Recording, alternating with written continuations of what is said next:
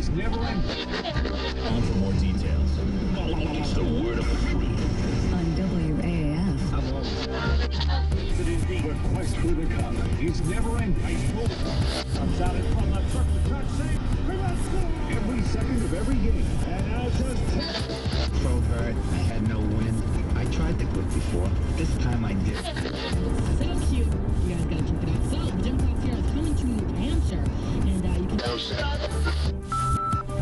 Eh oui, on est en route vers Boston, Massachusetts, pour rencontrer Noam Chomsky, le grand intellectuel Noam Chomsky. Voilà des années et des années que nous faisons des reportages pour la radio à travers le monde entier, à la rencontre de gens ordinaires qui se battent et qui se débattent dans le monde d'aujourd'hui. Et c'est vrai que nous rencontrons plutôt les jetables que les notables, plutôt les routiers que les rentiers, et plutôt l'homme de la rue que le grand intellectuel.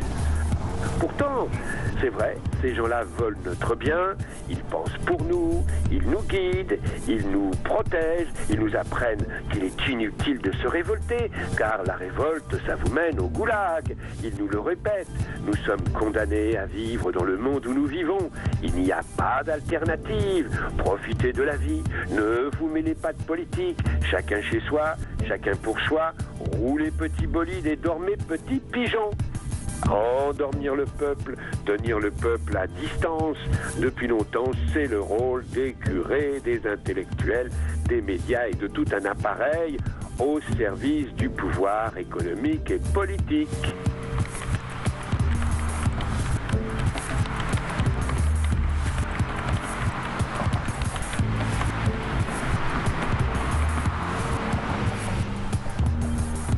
Mais les chiens de garde ne sont pas toujours aussi dociles. Il arrive que certains mordent la main qui les nourrit et tournent leur croc contre le pouvoir et prennent le maquis en volant les clés. Ils tiennent plus ou moins longtemps, les clés sont plus ou moins utiles, mais ils sont indispensables. Sans eux, le ciel noircit immédiatement.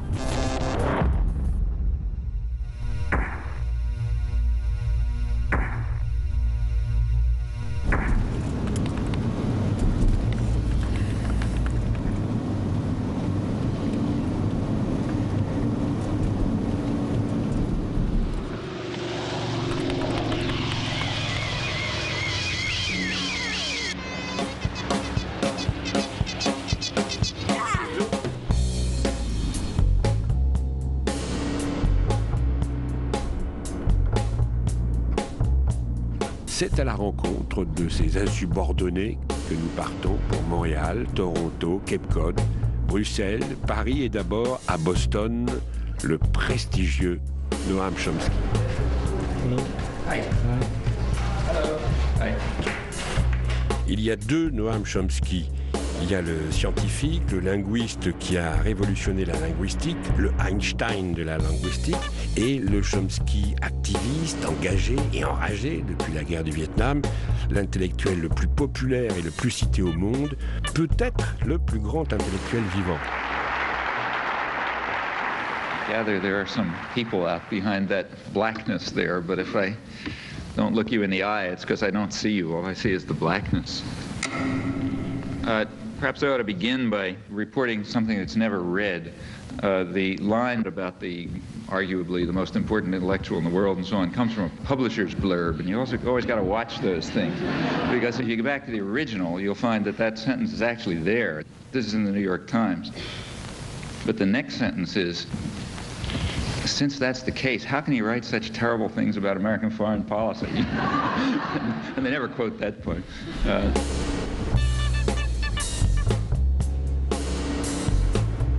On a rendez-vous avec Car, exactement. Ah bon? C'est ce que m'a dit Bev. Elle est interviewée d'aujourd'hui. Ça va être ardu. Pour rencontrer Chomsky, il faut beaucoup de patience, il faut avoir la vie devant soi. Son emploi du temps est établi heure par heure, 8 mois, 1 an à l'avance. Okay, where do you want me? Over here. À 80 ans, il travaille une centaine d'heures par semaine, entre livres, articles, interventions publiques et échanges avec des centaines de correspondants à travers le monde. Pas facile de classer Chomsky dans un courant intellectuel comme nous le faisons en France. Il se situe quelque part entre Bertrand Russell, scientifique, philosophe, militant libertaire, et le sous-commandant Marcos qui, en 1994 au Mexique, dans le Chiapas, lançait la révolution zapatiste.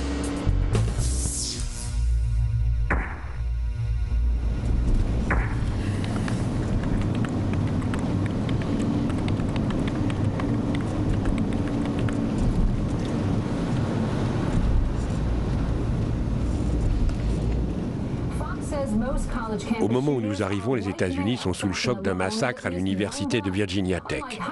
Le massacre le plus meurtrier de l'histoire des États-Unis. Les informations passent en boucle partout, sur toutes les chaînes, entre les pubs.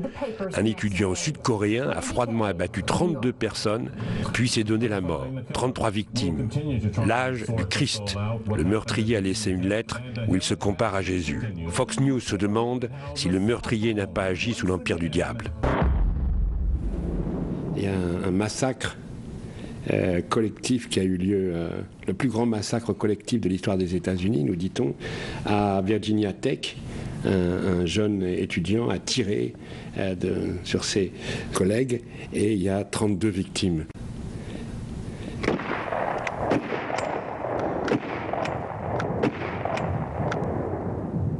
It's a terrible massacre, 42 people. There are worse massacres. For example, that one, British-owned mines in Chile, happens to be centenary, is the worst massacre in labor history. Happened to be in Chile just a century ago. 5,000 or 6,000 miners were machine gunned. They were asking for a few extra pennies a day.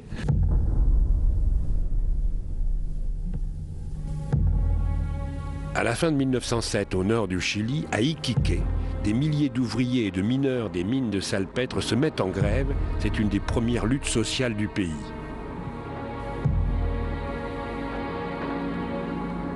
Les mines appartiennent à des compagnies anglaises, allemandes ou espagnoles.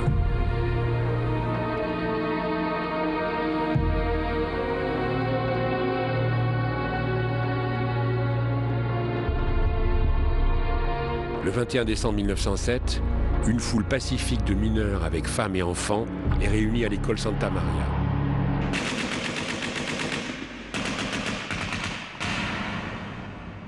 L'armée tire à la mitrailleuse dans la foule et poursuit les manifestants pour les achever un à un durant plusieurs jours.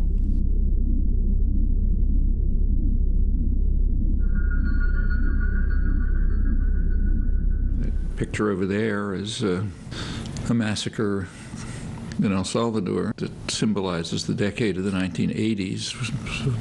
Angel of Death, Bishop Romero assassinated while reading Mass.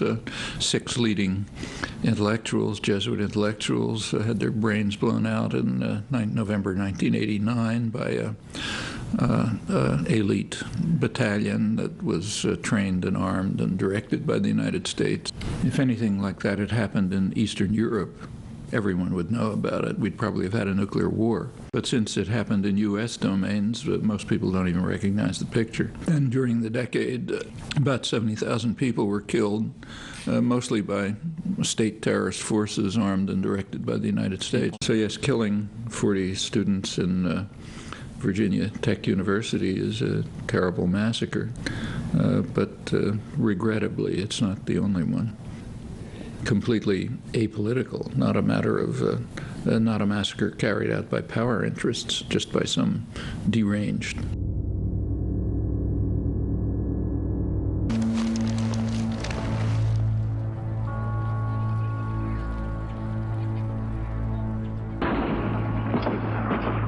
Massacre au Salvador, au cours des obsèques de l'archevêque Oscar Romero, le 31 mars 1980.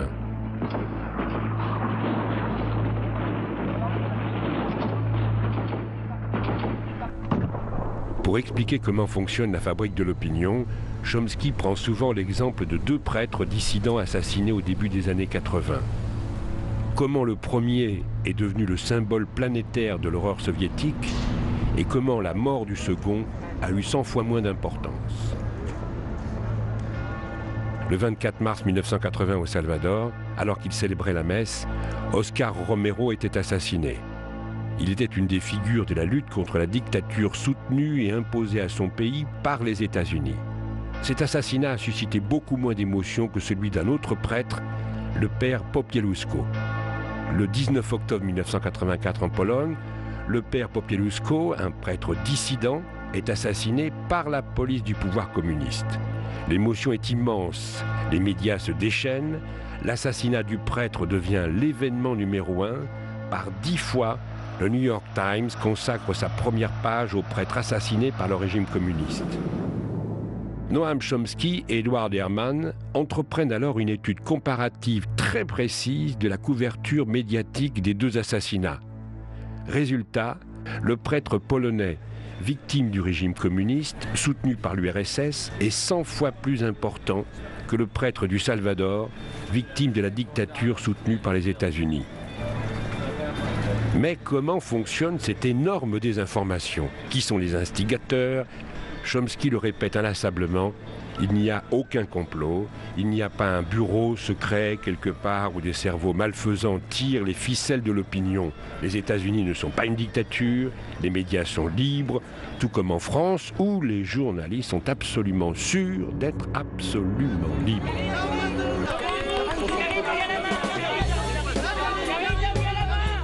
Vous vous sentez libre ou pas? Totalement.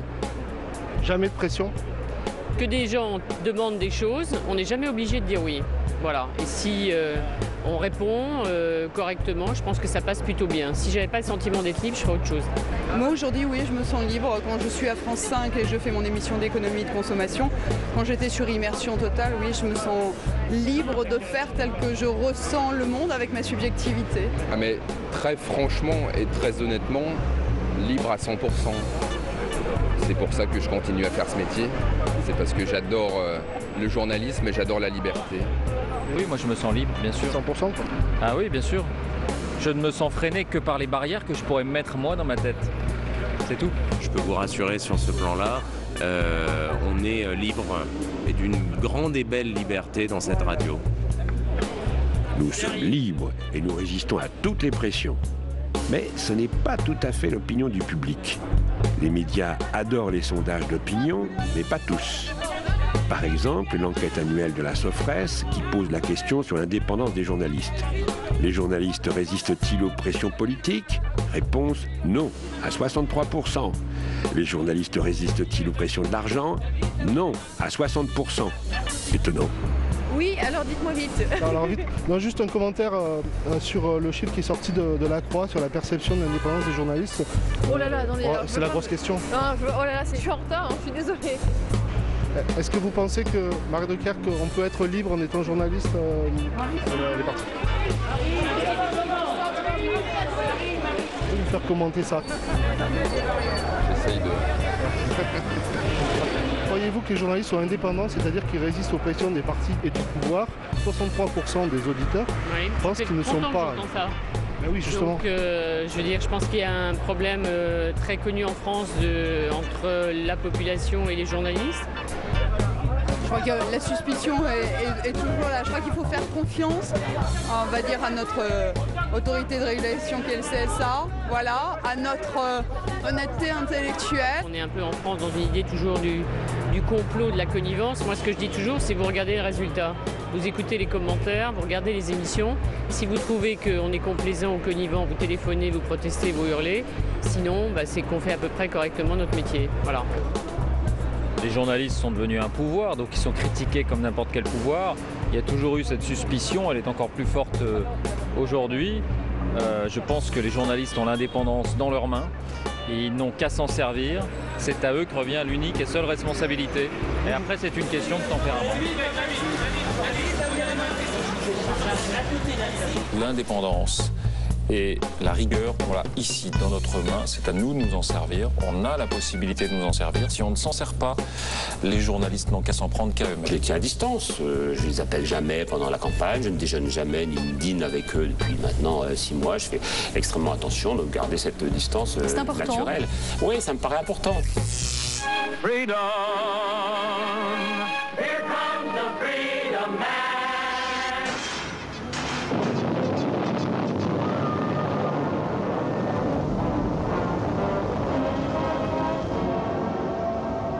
criticized. Journalists do say I'm absolutely free. There's no pressure on me at all.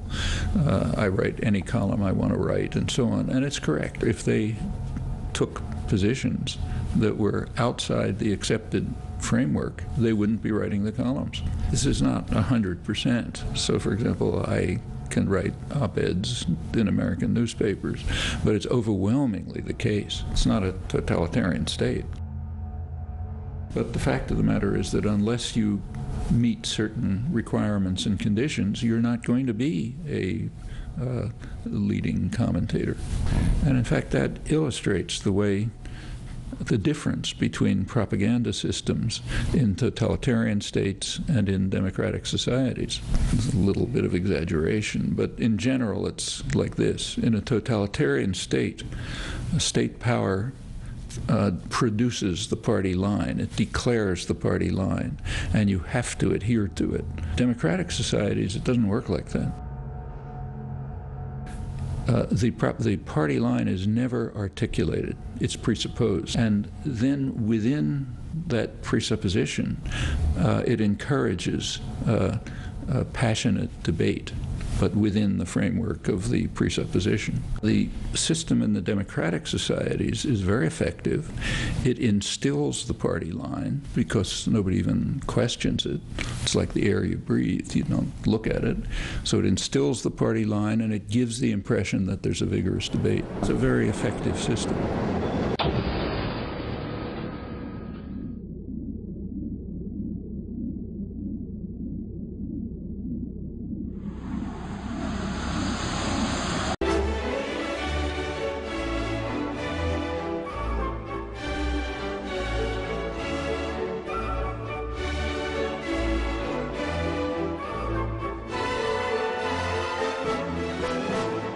Sou mais tola, não mais me queixo, não tenho medo, nem esperança. Sou um artista da palavra, isso está dentro da maior parte do que eu produzo. Enfim, posso até fazer um objeto sem palavras, mas sempre tem alguma coisa de significação poética em jogo. E eu sinto que eu consegui fazer o que eu confio, que eu acredito em todas essas áreas.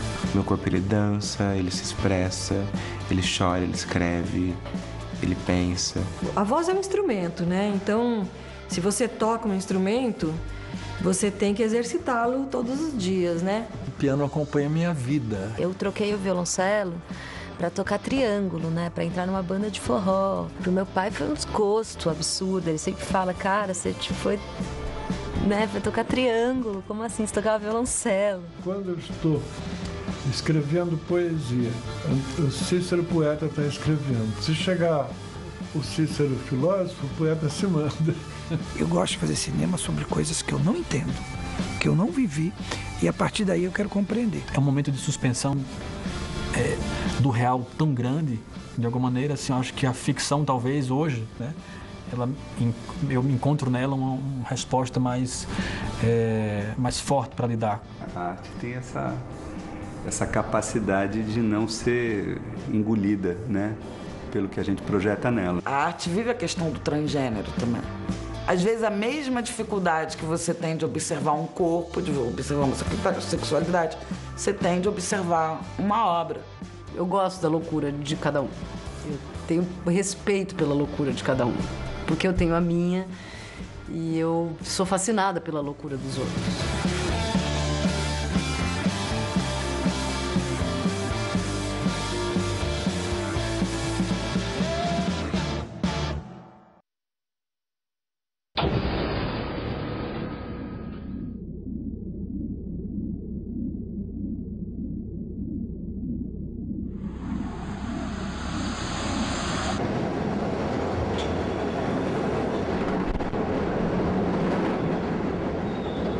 Mais malgré tous les efforts déployés pour travailler l'opinion dans le bon sens, il arrive que les gens ordinaires finissent par enrayer la machine à décerveler.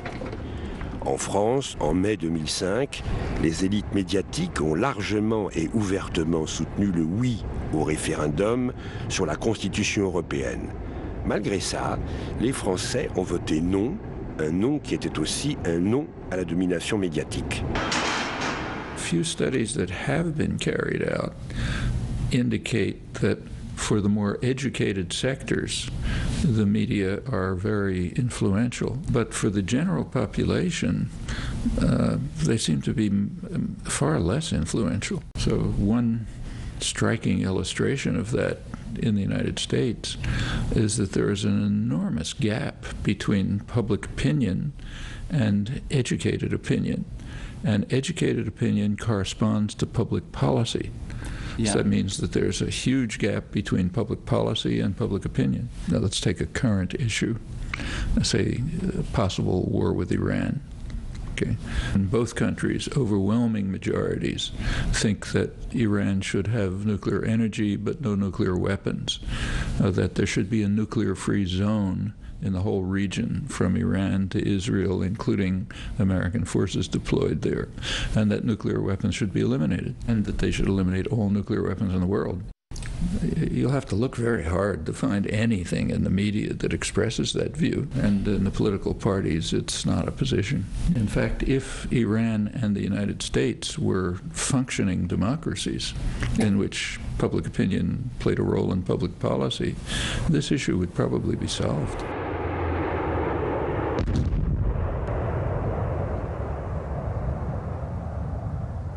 Mais vous nous dites que l'opinion mondiale, enfin américaine, et l'opinion iranienne sont opposées à cette offensive américaine. Comment on va convaincre ces opinions? It's easy. All you have to do is contrive an incident. So you have huge naval deployments in the Gulf. Sooner or later there's going to be an accident. There actually already was one 2 weeks ago. If the Bush administration decides on war, it'll either take an accident that occurs or concoct an accident, and then we have to defend ourselves against the Iranians who are trying to conquer the world. Un exemple, le 4 août 1964, les médias annoncent que le Maddox, un navire de guerre américain, est attaqué par le Nord-Vietnam communiste. Le président américain Lyndon Johnson dénonce cette provocation. The attacks were deliberate. The attacks were unprovoked. The attacks have been answered. Johnson obtient les pleins pouvoirs militaires pour faire échec au communisme. Au nom de la défense du Sud-Vietnam, il déclenche la guerre aérienne contre le Nord. The determination of all Americans to carry out our full commitment to the people and to the government of South Vietnam will be redoubled by this outrage. En réalité, le navire Maddox n'avait jamais été attaqué. Un rapport officiel a clairement établi que le gouvernement américain avait utilisé un prétexte pour justifier l'offensive. On trouve beaucoup de manipulations comparables dans l'histoire. Pour justifier l'attaque de l'Irak en 2003, le gouvernement américain avait inventé les armes de destruction massive. À chaque fois, il s'agit d'indigner et de terroriser l'opinion pour obtenir son adhésion à la guerre. Let's take again, say, Germany in the 1930s. I mean, Germany, we tend to forget, was the most advanced country in the Western world. It was at the peak of science and the arts and literature and philosophy. Within a few years, it was turned into the most barbaric, murderous country in human history. And a lot of it was based on creation of fear.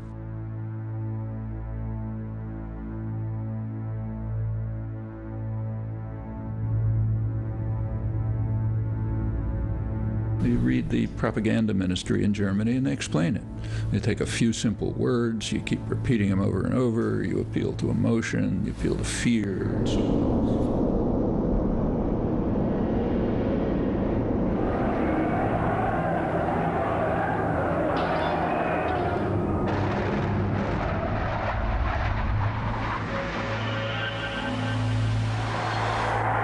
Es mag gut sein, Macht zu besitzen, die auf Gewehren ruht.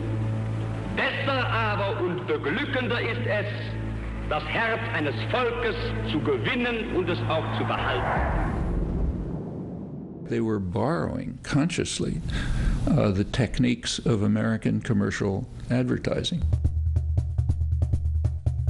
They mostly developed in the 1920s in the freest countries in the world. And that's the center of the modern public relations industry, which is a propaganda agency. And the reason was, and it was conscious, is that there had been enough progress and people had won so much freedom that the state could no longer control them by violence. There were parliamentary labor parties, women were being allowed to vote, there was more freedom of speech, people had won many rights. So then there was a move towards what was called manufacture of consent. And that's a lot of progress. I mean, it's much easier to face advertising than to face a torture chamber.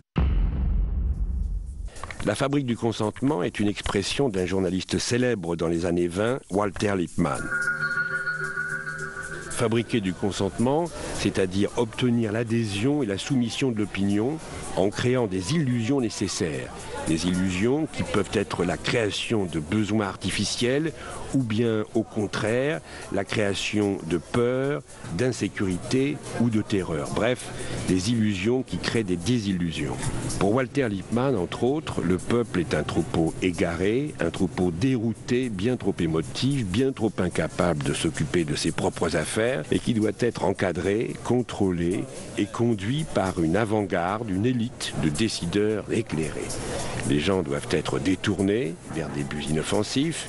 Il faut les noyer, les assommer avec une masse d'informations qui ne laisse pas le temps de réfléchir.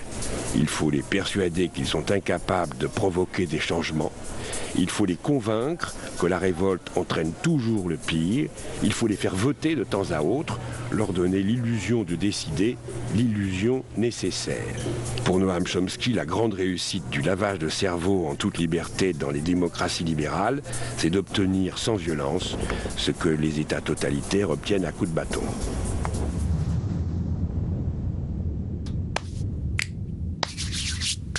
Chomsky n'est pas seul. Il est en liaison permanente avec un réseau informel de chercheurs, de militants, de dissidents à travers le monde qui échangent informations et analyses. Par exemple, Jean Bricmont, à Bruxelles, professeur de physique théorique et mathématiques à l'université de Louvain et auteur d'ouvrages critiques. Pour lui, dans la fabrique du consentement, il n'y a pas que les médias qui sont en cause. Dans l'œuvre de Chomsky, il y a d'une certaine façon une critique de l'intelligentsia, une critique des intellectuels. Et donc,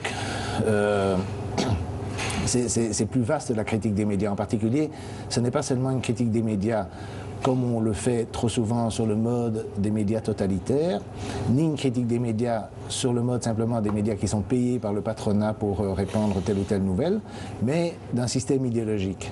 Et ce système idéologique, on peut en donner des exemples dans le fait que dans le discours sur des questions internationales, quand il y a des négociations, par exemple, ou des discussions sur des guerres, etc.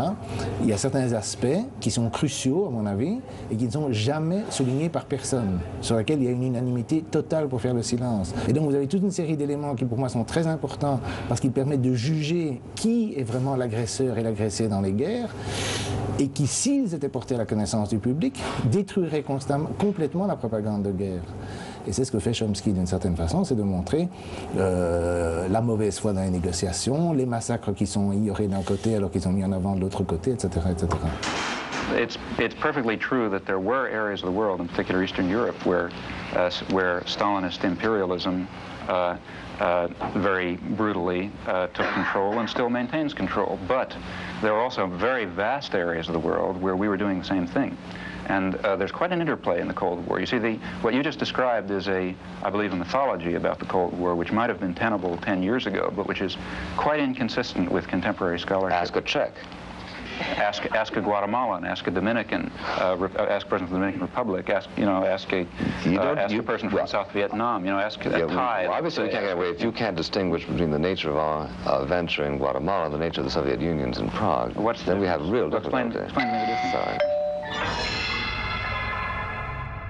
Ce que Chomsky-Hermann montre, c'est que les mécanismes de sélection des autorités médiatiques, des intellectuels médiatiques, etc., font que, bien sûr, ceux qui seront sélectionnés seront ceux qui auront les idées adéquates pour le fonctionnement des systèmes. Et ça, c'est la force du système par rapport à des systèmes totalitaires, parce que les systèmes totalitaires ont l'inconvénient, du point de vue de leur propre efficacité, de dire aux gens, voilà, vous dites ça, et puis c'est comme ça, et vous ne réfléchissez pas.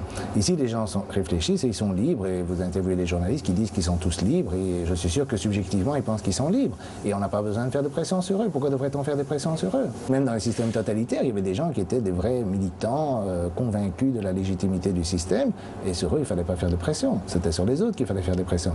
Ici, les pressions se font par un processus de sélection relativement tôt. Quand des gens exercent un pouvoir sur d'autres, que ce soit des rois, l'époque de la monarchie absolue, que ce soit l'Église, que ce soit des colons, que ce soit des bureaucrates, etc. Quand ils exercent un pouvoir sur d'autres, ils le font toujours pour le bien des autres. C'est toujours la justification. Il faut toujours montrer que le pouvoir est bon et qu'il le fait pour le bien. Et c'est aussi simple que ça, parce que comme ça, il passe aux yeux de la psychologie humaine. D'accord? Et c'est comme ça que sinon, le pouvoir s'exerce par la force. Ça, c'est une autre chose. Mais s'il veut se faire dans les sociétés démocratiques où la force, en fait, joue un moins grand rôle parce qu'effectivement, on peut manifester, on peut voter, etc., le contrôle idéologique est plus important. Et donc, le contrôle idéologique consiste à dire, mais le pouvoir est bon, il prend des mesures, par exemple, vous prenez récemment des mesures contre les privilèges des cheminots en France, etc., parce que c'est scandaleux qu'il y ait ces privilèges et tout ça. Et donc, vous avez le pouvoir va toujours se présenter comme bon. J'avais dit aux partenaires sociaux que je ne pouvais pas céder. Parce qu'il n'y avait pas de raison que tous les Français cotisent 40 ans et que les Français des régimes spéciaux cotisent 37 années et demie. C'était une question d'équité. Je ne pouvais pas reculer. Voilà. Parce que c'est l'intérêt national que de conduire cette réforme. Est-ce que dans tout ça, on ne met pas un peu de côté les capacités critiques du consommateur d'information qui lui aussi a ses défenses et lui aussi a ses filtres face à ça? Chomsky défend toujours ce qu'il appelle le sens commun cartésien. Donc il pense toujours qu'il y a effectivement des capacités de défense, qui est un des exemples frappants en France, c'est que les gens qui regardaient principalement TF1, ou même, ce qui est encore plus étonnant, les gens qui lisaient Libération, ont voté majoritairement pour le non lors du référendum. Alors que la propagande était entièrement pour le oui, et chez Libération et à TF1. Et donc ça c'est évident que ça c'est aussi une des raisons pour lesquelles il ne faut pas tomber dans certaines analyses de la société de l'information qui font comme si on avait un système qui contrôle les esprits, qui n'a pas moyen de faire quoi que ce soit, etc. Il y a un certain désaccord et les gens prennent finalement ce qu'ils veulent. C'est souvent les intellectuels qui sont les plus endoctrinés, quoi. Les intellectuels sont... Chomsky dit quelque part ça, que les intellectuels, comme ils doivent reproduire l'idéologie, en sont aussi les principales victimes, c'est-à-dire c'est eux qui intériorisent. Moi j'ai souvent des intellectuels à qui je discute, que ce soit en Amérique, alors j'ai l'impression de discuter de l'éditorial du New York Times du matin qui vont ressortir comme si c'était leur pensée propre. Why does the media control the public's opinion like this? Or what's the mechanism by which the government influences the media to control? Or I mean, the government has almost no influence over the media. But so how does it happen? Like why? I mean, what's the underlying mechanism? It's like asking, the motivations. Like it's kind of like asking suppose somebody asks, how does the government convince General Motors to try to increase profit? It doesn't make any sense. The media are huge corporations which have which share the interests of the corporate sector that dominates the government. The government can't tell the media what to do. They don't have the power to do it here. I mean, let me give you a simple example, really simple one. When the current Intifada started in the occupied territories, it started on September 29th. Okay, on October 1st, 2 days later, Israel started using U.S. helicopters. There are no Israeli helicopters, they all come from here. Started using U.S. helicopters to attack civilian targets, apartment complexes and so on, killing and wounding dozens of people. That went on for 2 days. No Palestinian fire, just stone throwing from kids. On October 3rd, after 2 days of this, Clinton made the biggest deal in a decade to send military helicopters to Israel. The media here refused to publish it. To this day, there has not been a report that was a decision of editors. Like, you know, I happen to know the editors of the Boston Globe. I've been living there for 35 years, and I know all these guys. I actually went and talked to them, you know, and they simply made it clear they're not going to publish it. And the same decision was made by every other newspaper in the United States. The government, literally every one. Somebody did a database search. The only reference to it in the country was a letter to the editor in Raleigh, North Carolina. Now, did the government tell them not to publish it? No. If it had told them not to, they probably would have published it just out of indignation. You know, that happens to be an unusually narrow and easily identifiable case, but it generalizes.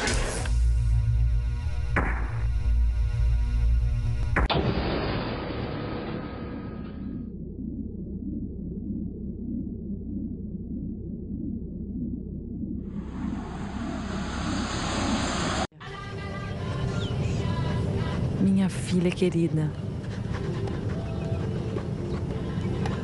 pela primeira vez cruzo o Atlântico, do Brasil para a África.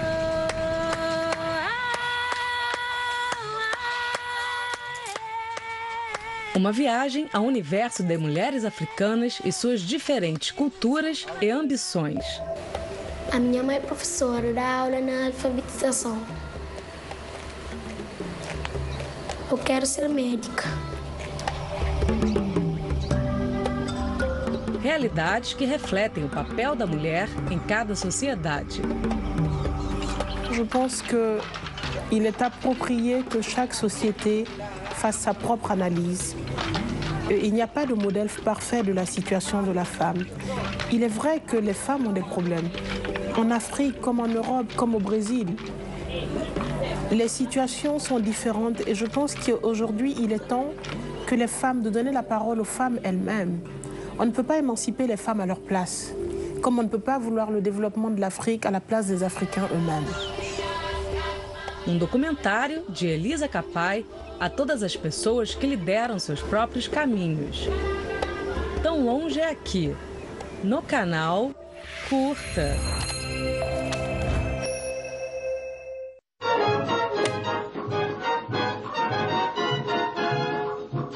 Brasil, meu Brasil de Caxias, herói consagrado, padrão de meu povo. Brasil, meu Brasil tão querido, espelhas o mundo com o estado novo.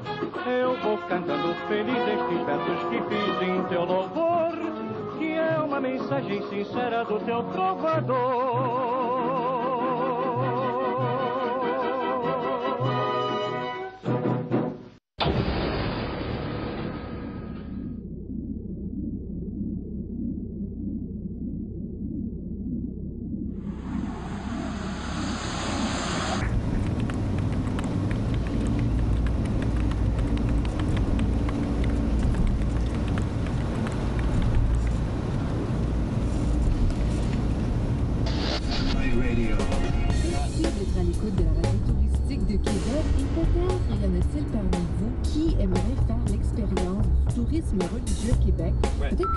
Mais alors, comment se défendre contre cet endoctrinement? Et d'abord, comment détecter s'il y a ou non endoctrinement? Car il ne faut pas non plus se méfier de tout. Tout gober ou tout rejeter sont deux solutions tout aussi commodes pour se dispenser de réfléchir et d'agir. Voilà pourquoi il faut développer l'autodéfense intellectuelle. Il existe même un petit cours d'autodéfense intellectuelle. C'est un livre de Normand Baillargeon, avec qui nous avons rendez-vous dans la bonne ville de Québec. Normand Baillargeon est enseignant, journaliste et auteur, entre autres, de L'ordre moins le pouvoir, ce qui a l'air d'être son but dans la vie. En fait, l'expression autodéfense intellectuelle, c'est une expression de Chomsky. Alors Chomsky dit, si on avait un vrai système d'éducation, on y donnerait des cours d'autodéfense intellectuelle, fort bien. Mais qu'est-ce qu'il faut mettre là-dedans? Que comprendrait un tel cours? Et je me suis amusé à essayer d'en écrire un.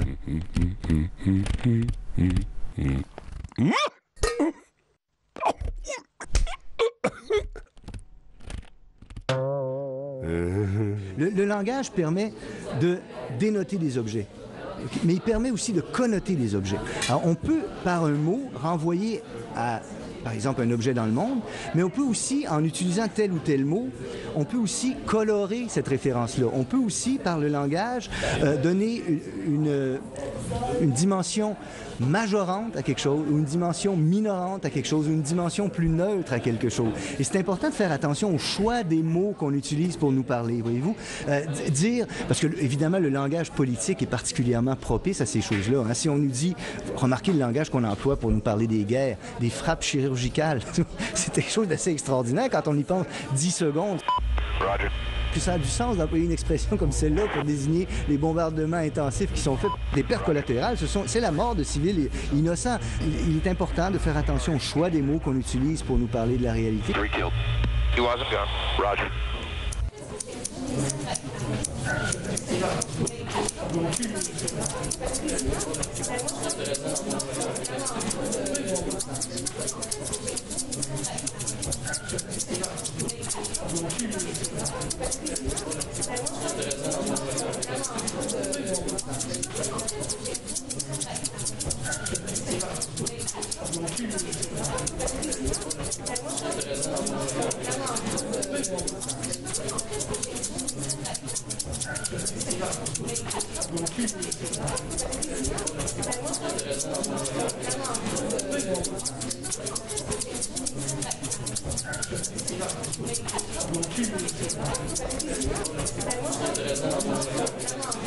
Comment il se fabrique? Est-ce qu'il y a quelque part un atelier, des bureaux où on fabrique ce langage-là?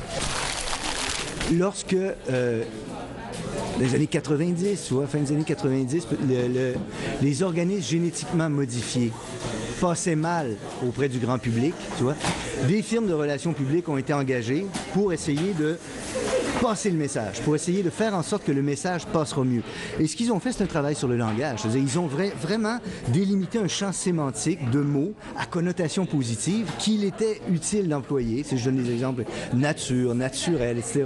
Et des mots qu'il était interdit d'employer pour discuter de la réalité des OGM, tu comprends? Parce que ces mots-là avaient des connotations négatives chez les gens. Alors ça, pour le savoir, ils ont fait des enquêtes auprès des gens. Ils leur ont décrit les organismes génétiquement modifiés en utilisant un certain type de vocabulaire, puis un autre, et ils ont regardé les réactions des gens. Ils ont été en mesure de déterminer quel type de langage Monsanto, par exemple, devait employer dans ses publicités, dans ses communications avec les gens, pour susciter une adhésion plus positive ou une vision plus positive de leur objet. Comme les nuages, comme l'air, comme la pluie, comme le soleil, Roundup de Monsanto est un élément primordial pour l'agriculture.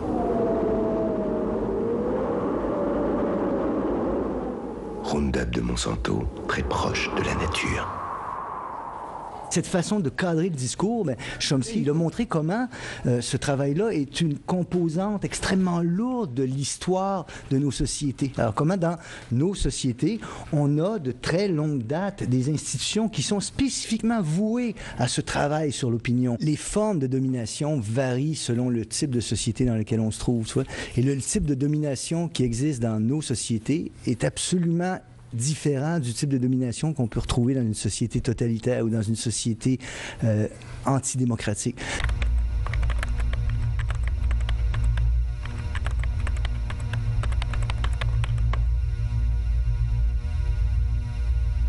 Dans une société comme la nôtre, le consentement des gouvernés est extrêmement important. Et c'est pourquoi la phrase de La Boétie est pertinente. C'est-à-dire qu'il est important que les gens aient intériorisé des mécanismes, des visions du monde, des manières de penser qui sont conformes à ce que les intérêts des élites présupposent. Donc, on accorde dans nos sociétés une immense importance à cette liberté sous domination. C'est comme ça qu'on aurait envie de l'appeler. Alors, les gens peuvent...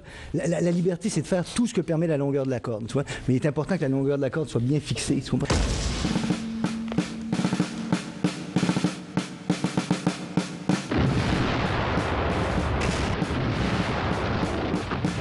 Lorsque la Première Guerre mondiale s'enclenche, le gouvernement élu aux États-Unis est un gouvernement qui a été élu sur une base pacifiste, de non-entrée en guerre des États-Unis. La population américaine est globalement opposée à l'entrée en guerre des États-Unis.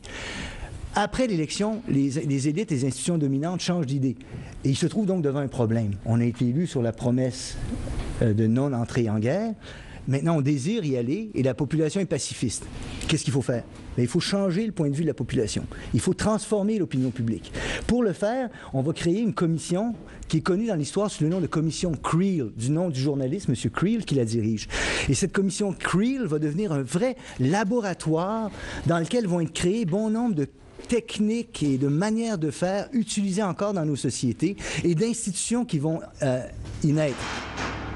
Edward L. Bernays, il est un des principaux créateurs de l'industrie des relations publiques. And propaganda got to be a bad word because of the Germans using it. So what I did was to try to find some other words. So we found the word counsel on public relations. Il était doublement neveu de Sigmund Freud. Et son travail peut se comprendre en référence à Freud. C'est-à-dire que l'opinion publique, elle est là, ils ont des pulsions, des passions, ça résonne pas trop.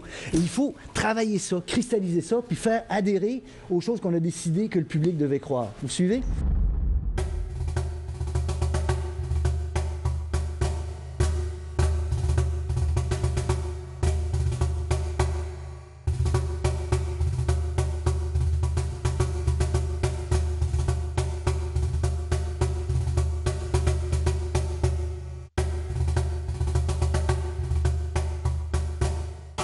Est-ce qu'il y a des femmes qui fument parmi vous? Tu fumes? Vous voulez vraiment nous stigmatiser ainsi? On va te dire pourquoi tu fumes. Edward Bernays va mettre les pratiques et les techniques qu'il a inventées, il va les mettre au service de ceux qui sont disposés à payer pour ces bons services, tu vois. Et à un moment donné, la compagnie Lucky Strike va venir le voir, tu vois. Vous connaissez encore cette marque-là, il y a encore des cigarettes Lucky Strike. Et on va demander à Bernays de corriger le problème suivant. Voici le problème. Avant la Première Guerre mondiale, les hommes avaient plutôt tendance à mâcher du tabac, tu vois, à mâcher du tabac. Pendant la Première Guerre mondiale, les compagnies de tabac américaines vont envoyer aux soldats des paquets dans lesquels il y a des cigarettes. Ce qui fait qu'après la guerre, dans les années 20, les hommes fument. C'est devenu acquis. Par contre, les femmes ne fument toujours pas. Et c'est socialement mal vu pour les femmes de fumer, surtout en public, tu vois, surtout en public. Alors Bernays, on lui soumet le problème. On lui demande de corriger ce problème-là, parce qu'évidemment, il y a la moitié du marché à les conquérir, tu vois. Bernays va se rendre compte que beaucoup de gens accueillent avec sympathie la cause des femmes, des suffragettes, de la liberté des femmes. Et il va jouer là-dessus pour amener les femmes à fumer. Et là, en 1929, lors de la fameuse Easter Parade à New York, il va couler des informations dans divers journaux et un peu partout, disant qu'un groupe de femmes, certaines d'entre elles étant connues, les actrices, etc., vont poser un geste d'éclat pendant la parade de Easter à New York, tu vois. Bien, évidemment, il a tout coordonné, il a tout planifié, il a payé ces gens-là. Et marchant à New York pendant la parade de Pâques, certaines femmes, et là, les journalistes les attendent, le lendemain, ça va être dans tous les journaux en première page, sortent des cigarettes et les allument et les appellent des flambeaux de la liberté. Torches of Freedom. Alors, donc, Bernays va... Ça fait drôle, hein?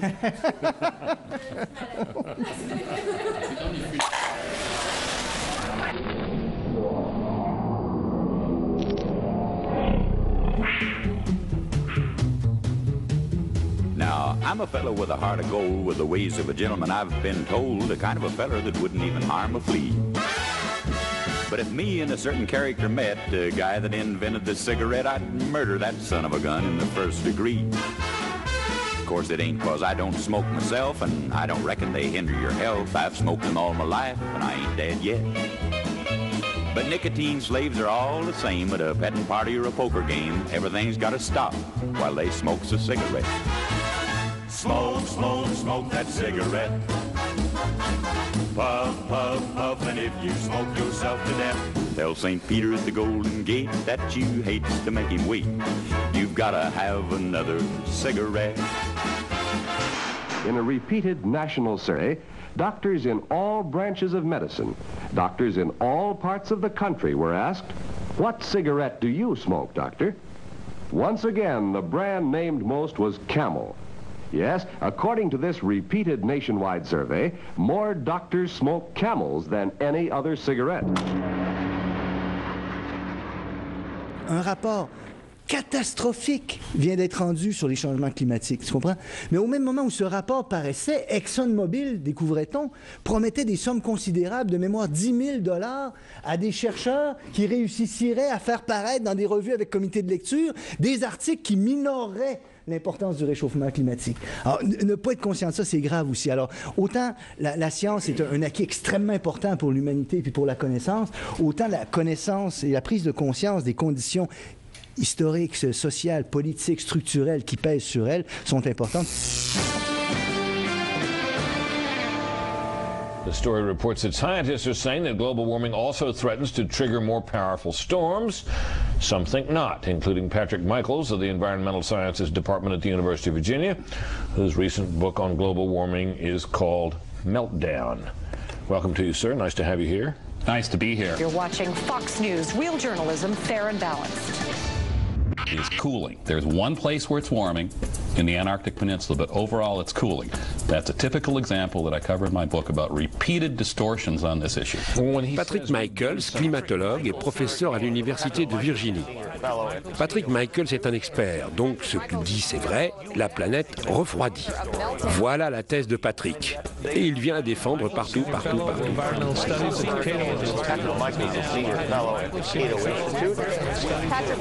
Patrick est un de ces spécialistes médiatiques disponibles à tout instant, qui arrivent tout de suite dès que les médias les appellent. Toujours prêt à vous informer. Sauf sur un petit détail, c'est que Patrick a une petite liaison avec Exxon. Exxon, la première compagnie pétrolière au monde, 25 milliards de dollars de bénéfices annuels. Et alors, quel rapport entre le pétrole et le réchauffement de la planète? Aucun, d'après Exxon. Oh oui, ça se réchauffe peut-être un peu, mais c'est naturel. Pour le prouver, Exxon a financé pas moins d'une quarantaine de groupes de lobbying pour faire pression dans tous les domaines, politique, recherche, médias. Et le sympathique professeur Patrick Michaels est lié avec pas moins d'une dizaine de ces groupes de pression. Et il arrive dès qu'on lui demande. I will. I'll be happy to. Thank you, Mr. Michaels. Good to have you with us. I had no idea that the Cato Institute had a weather guy on the staff either. We do. Thank you. It's good to talk. Rien là de très étonnant, rien de secret, aucun complot. Toutes les grandes compagnies défendent leurs intérêts de la même façon. It says specifically that there is no basis in the scientific literature. Mais c'est quelque chose qui peut expliquer pourquoi Chomsky affirme que le capitalisme et la démocratie sont incompatibles. Vous savez, on tend facilement à valider par l'expérience personnelle nos croyances, comprends? Et on ne prend pas suffisamment le temps de se rendre compte que notre expérience personnelle peut être trompeuse. Et là, c'est une leçon importante de psychologie que de savoir ça, tu comprends? On peut très facilement se tromper. Je vais raconter un truc, peut-être que vous ne le croirez pas, mais chez vous, sur Internet, vous pouvez aller le voir.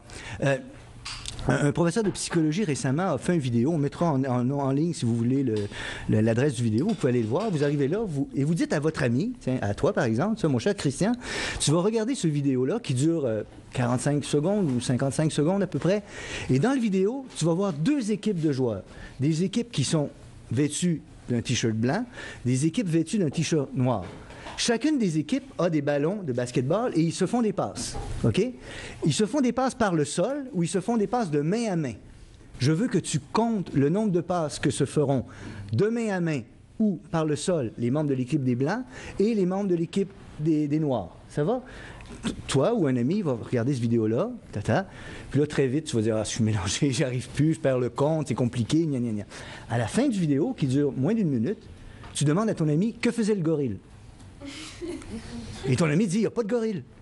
Et tu dis, attends, on va le refaire. Et on remet le vidéo. Et là, tu vois les gens se faire des passes. Et à un moment donné, tu vois arriver en scène devant la caméra un homme très grand, vêtu d'un costume de gorille noir. Et il se met en plein milieu et il se tape sur la poitrine. Et il te fait des babayes et il s'en va. Et personne ne le voit. Personne ne le voit. Et vous savez pourquoi personne ne le voit? Personne ne le voit parce que la tâche à laquelle on est attelé est tellement complexe, et on est tellement mobilisé dessus qu'on construit notre perception. Alors, notre perception, elle est construite, et on tend très, très souvent à l'oublier, ça.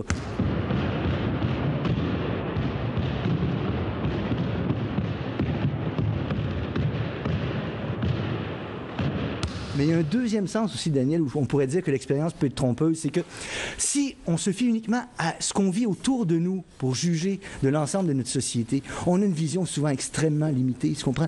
D'où l'expérience, l'importance d'avoir des relations avec d'autres, de discuter avec d'autres. Et moi, je pense profondément qu'une des raisons pour lesquelles le militantisme n'a pas tout le succès qu'on souhaiterait, c'est que notre société a réussi à nous isoler, à faire en sorte qu'on est chacun de notre côté. On regarde la télé tout seul chez soi le soir, tu vois, et il nous arrive de penser que, oui, peut-être que ça n'a pas tout à fait de sens ce qu'on nous dit là, mais étant seul, on n'arrive pas à discuter, à échanger avec d'autres. On est limité à notre propre expérience, tu comprends? Alors donc, non seulement sur le plan de l'expérience personnelle, mais aussi sur le plan de la vie politique, tu comprends? La sphère du politique suppose qu'on fasse ce qu'on est en train de faire ici. C'est-à-dire qu'on soit ensemble en train de discuter et qu'on puisse échanger avec d'autres, recevoir le point de vue des autres. Une des forces de notre système de propagande, je pense, c'est de nous avoir isolés à un point où c'est devenu très rare que d'avoir ce type de rapport-là. Voilà.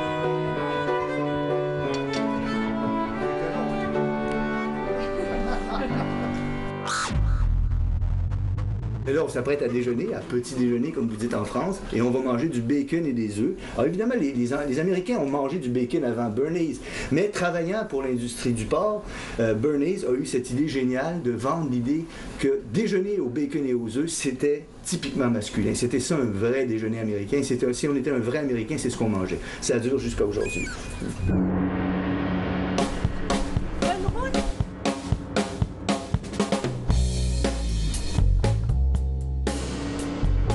Quatre hommes visitent l'Australie pour la première fois. En voyageant par train, ils aperçoivent le profil d'un mouton noir qui broute. Et le premier homme en conclut que les moutons australiens sont noirs. Le second prétend que tout ce que l'on peut conclure est que certains moutons australiens sont noirs.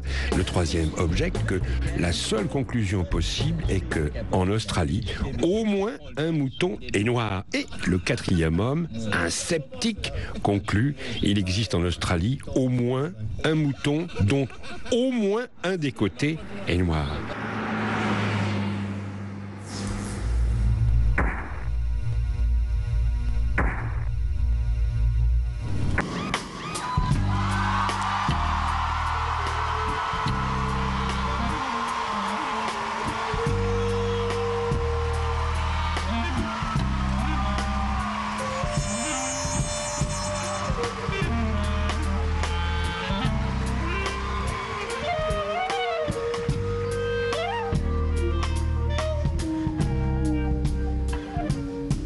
So here's a toast to all the folks that live in Palestine, Afghanistan, Iraq, El Salvador. Here's a toast to all the folks living on the Pine Ridge Reservation under the stone-cold gaze of Mount Rushmore. Here's a toast to all those nurses and doctors who daily provide women with a choice, who stand down a threat the size of Oklahoma City just to listen to a young woman's voice. Here's a toast to all those folks on death row right now, awaiting the executioner's guillotine, who are shackled there with dread and can only escape into their heads to find peace in the form of a dream. Peace in the form of a dream. Peace in the form of a dream. Cause take away our PlayStations and we are a third world nation under the thumb of some blue blood royal son who stole the Oval Office and that phony election.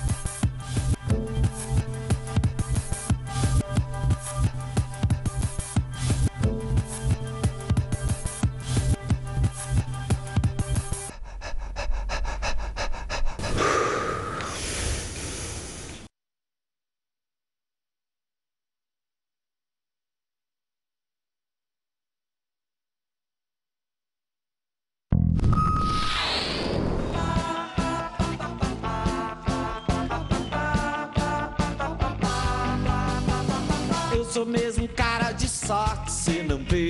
Ainda vou gravar um CD. Vou tocar no baile funk, no buffet, e vou ganhar meu próprio cachê. Segundas da Música, onde os estilos se misturam. No canal Curta.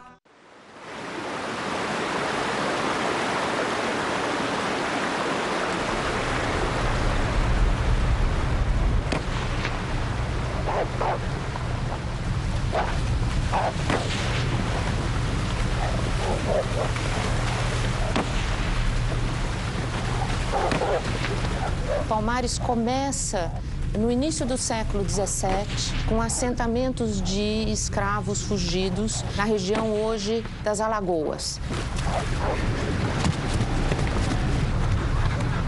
O conjunto de quilombos de Palmares foi a maior comunidade quilombola da Afro-América.